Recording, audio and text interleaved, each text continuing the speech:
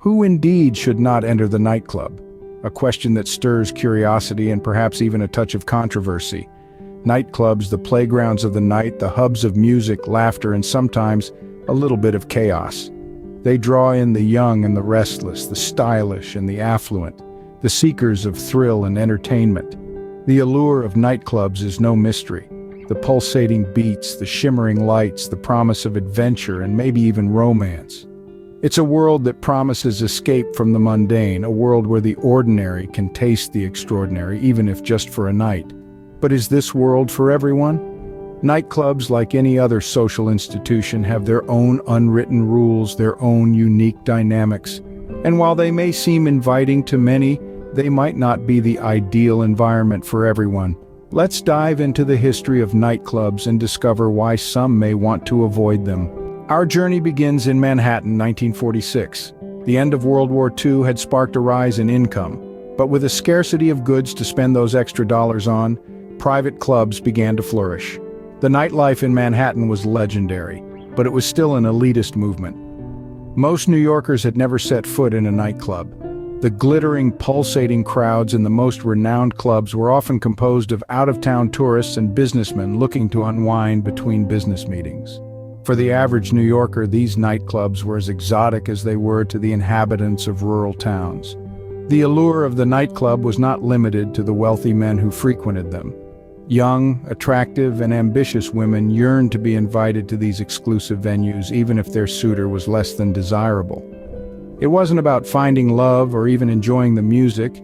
It was about gaining access to an exclusive world and being able to tell their friends about it. It was a status symbol, a ticket to a world usually reserved for the elite.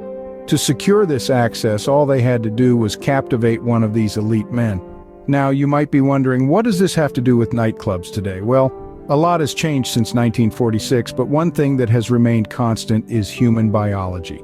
The desire these women felt to brag about their nightclub experiences is the same desire that compels women today to post pictures of their luxury vacations or lavish parties. The essence of human nature remains the same. The only thing that has changed are the standards of what is considered exclusive. Nightclubs, from their inception, have always been more than just places to dance and drink. They've been symbols of status, exclusivity, and desirability. They've been stages where societal norms could be bent, and where one could taste a life usually reserved for the privileged few. So nightclubs have always been seen as exclusive and desirable, but what else is there to this story? From Manhattan in the 1940s, nightclubs have come a long way. They've evolved from elite private clubs to a diverse array of venues that cater to various tastes and cultures. The 1950s saw the rise of jazz clubs, while the 1960s and 70s saw the explosion of discotheques. Fast forward to the 80s and 90s, and we have the rise of rave culture and electronic dance music, leading us to the eclectic mix of nightclubs we have today. But as the clubs changed, so did the definition of exclusivity. In the 40s and 50s, it was about being invited to a private club. By the 60s and 70s, it was all about being part of the disco scene. And today, it's about being seen at the trendiest clubs with the best DJs and the most Instagrammable moments. The forms have changed, but the essence of exclusivity, the desire to be part of something special and out of reach for many, has remained. And yet the drive for women to be part of this exclusive club has been a constant. In the 1940s, young, attractive, and ambitious women would do anything to be invited to a private club. The aim was not just to enjoy the party, but to be able to tell their friends that they were there, that they had access to this exclusive world. Today, it's not much different. The nightclubs may have changed, but the desire to be part of the in crowd, to be seen in the right places, to share those moments on social media, it's all part of the same drive. So nightclubs have evolved over the decades, reflecting changes in music, culture, and society, but at their core, they've remained the same. They're still places of exclusivity, of desire, of wanting to be seen and to belong. They still hold an allure that is hard to resist for many.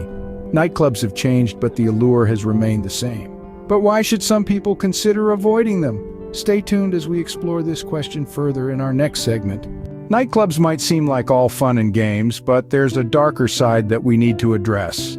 On the surface, they appear as vibrant playgrounds, pulsating with music, laughter, and the clinking of glasses.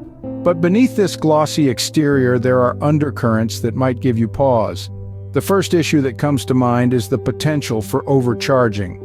Whether it's the exorbitant cover charges, the marked-up drinks, or the hidden fees that can sneak onto your bill, nightclubs are designed to part you from your money as efficiently as possible. They're in the business of selling an illusion of glamour and exclusivity, and that illusion comes with a hefty price tag. Then there's the potential for crime. While most nightclub goers are there to enjoy themselves, the environment can attract individuals with less than noble intentions. The combination of alcohol, dim lighting, and crowded spaces can create opportunities for theft, violence, or worse. It's an unfortunate reality that not everyone in a nightclub has your best interests at heart. And let's not forget the emotional toll. The pressure to fit in, to look a certain way, to impress others. It can be overwhelming. Nightclubs often foster a culture of superficiality and judgment, where your worth is measured by the brand of your outfit or the number of drinks you can down. This can lead to feelings of inadequacy and low self-esteem, particularly among younger individuals who are still finding their footing in the social scene. Moreover, the constant pursuit of temporary pleasure can lead to a sense of emptiness and dissatisfaction. The high of a wild night out can quickly crash into the low of the morning after, leaving you feeling more isolated than ever. It's a cycle that can be difficult to break free from. So while nightclubs can offer a thrilling experience, there are reasons why some might want to steer clear. It's important to understand that every coin has two sides, and the vibrant, glitzy world of nightclubs is no exception. So, who should not enter the nightclub? It's a question that beckons a reflective pause. We've journeyed together through the fascinating history of nightclubs, from their genesis in the glitz and glamour of 1946's Manhattan, to their evolution into the pulsating epicenters of nightlife we know today. We've seen their allure, the stunning women, the electric music, the intoxicating atmosphere. But we've also peeked behind the curtain, glimpsing the potential pitfalls that lie in wait. From the moment you step into the queue, a carefully orchestrated spectacle unfolds, one where you might unwittingly become the jester. The nightclub, with its flashing lights and thumping bass, isn't simply a venue for fun. It's a meticulously designed stage, and every patron is part of the performance. Next time you're considering a night out, remember what you've learned today. Stay safe and make the choices that are right for you. Have you ever wondered how nightclubs, these nocturnal havens of music, socializing, and entertainment, came into being? Let's take a trip back in time to the late 19th century. The earliest versions of what we now recognize as nightclubs emerged as social clubs for the upper crust of society. These were not just places to dance and have a good time, but exclusive venues where the elite could gather, network, and flaunt their status. In the beginning, these clubs were steeped in exclusivity. Access was not granted based on how well you could dance or how much you were willing to pay for a round of drinks. Instead, it was your social standing and connections that determined whether you would cross the threshold. If you were a mere mortal without any societal prominence, you'd likely find the doors firmly shut. But as the years rolled on, the concept of these clubs began to evolve. Music and dance started to play a central role, transforming these social hubs into dynamic spaces of rhythm and movement. However, the element of exclusivity never completely disappeared. Even as dance floors filled and music blared, the best seats in the house were still reserved for the big spenders, the magnates of industry, and the celebrities of the day. These clubs were not just about the music or the dance, they were social arenas where the glitterati came to see and be seen. The thrill of rubbing shoulders with the creme de la creme of society was a significant part of the allure.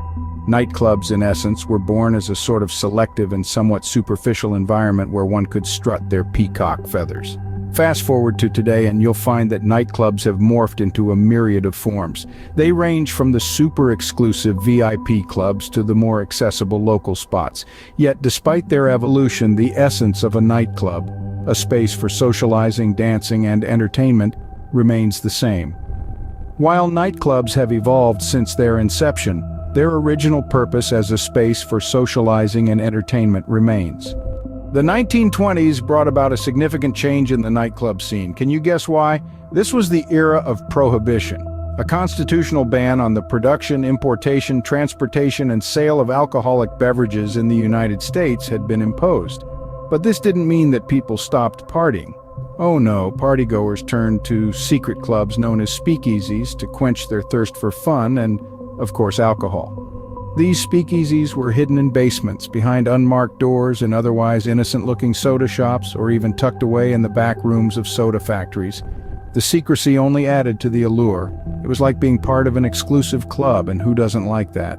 But these illicit watering holes were not just about the booze. They were vibrant cultural hubs where the music of the time, jazz, found its home. Jazz, with its improvisational nature and energetic rhythm, perfectly captured the rebellious spirit of the Roaring Twenties. It was the soundtrack of a generation that refused to be silenced. And where there's music, there's dance. The Charleston, a fast-paced, high-energy dance, became synonymous with the decade. It was an embodiment of the era's spirit of rebellion and freedom. The dance's wild, flapper-style movements were a stark contrast to the more reserved dances of previous decades. So you see, the Prohibition era, despite its restrictions, led to a cultural explosion that left an indelible mark on the nightclub scene. It was a time of change and innovation, of breaking boundaries and defying conventions. It was a time when the underground came to the fore and created a new mainstream. Speakeasies may have operated on the wrong side of the law, but they played a crucial role in shaping the modern nightclub culture. These secret clubs were the precursors to today's nightclubs, setting the stage for the evolution of a space where music, dance, and social interaction converge. And that, my friends, is the magic of the Roaring Twenties.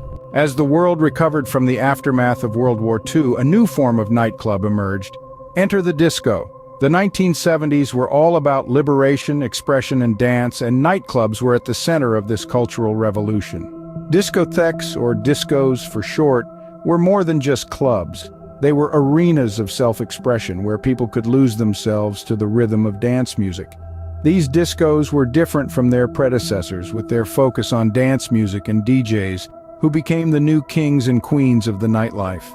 The DJ's role was to keep the dance floor alive and kicking, and they did so by spinning a mix of genres, from funk and soul to pop and disco.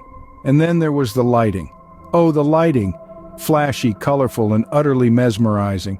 The lights pulsed and swirled in time with the music, creating an otherworldly atmosphere that was as much a part of the disco experience as the music itself.